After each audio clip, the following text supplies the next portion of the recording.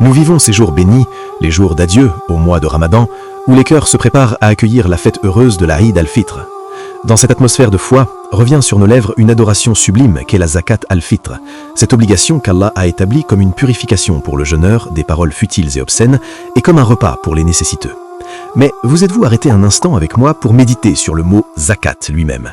Dans la langue, il signifie la croissance, l'augmentation et la pureté. Et si nous avons une zakat que nous prélevons sur nos biens, existe-t-il une autre zakat? Oui, c'est la zakat du temps ou la zakat de la vie. De même que la zakat des biens purifie l'argent et fait croître la bénédiction, la zakat du temps est une purification de la vie des futilités et des pertes, un investissement dans tout ce qui fait croître l'âme et l'esprit. Il est frappant de constater que la zakat al-Fitr elle-même est une leçon sur la zakat du temps. C'est une adoration liée à un temps très spécifique, du coucher du soleil du dernier jour du Ramadan à juste avant la prière de l'Aïd. Cette détermination précise nous enseigne que le temps a un droit qui doit être acquitté, que les adorations sont réparties précisément dans le temps et que chaque instant a son obéissance particulière. De même que le mois de Ramadan a son caractère sacré et ses obéissances et que chaque jour a sa propre invocation et sa spécificité, la nuit et le jour de l'Aïd ont leur zakat qui ne peut être acquittée à aucun autre moment. La zakat al-Fitr est un entraînement pratique au respect des rendez-vous divins dans le temps. Passons maintenant à la dimension sociale. La zakat al-Fitr vise à purifier la société. Elle comble le besoin du pauvre le jour de l'Aïd et apporte la joie à son cœur, répandant ainsi la félicité parmi tous.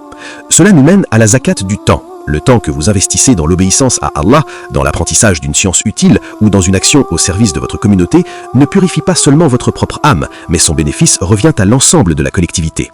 C'est un temps qui se transforme en don, purifiant ainsi la société, comme la zakat des biens la purifie.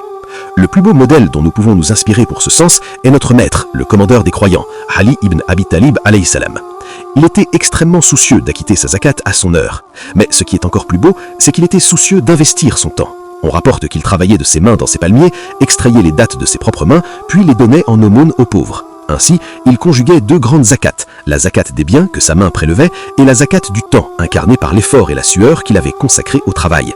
Tout son temps était une adoration, du palmier à la datte, puis à l'aumône. La zakat al-Fitr est le signe de l'acceptation du jeûne et la conclusion du mois béni de Ramadan. Quant à la zakat du temps, elle est le signe de l'acceptation de toute une vie en la présence d'Allah. De même que la zakat al-Fitr purifie le jeûne de ses imperfections, l'investissement du temps dans l'obéissance purifie la vie tout entière des années d'insouciance et de distraction. Si la zakat al-Fitr est une purification pour le jeûneur, alors la zakat du temps est une purification pour la vie entière.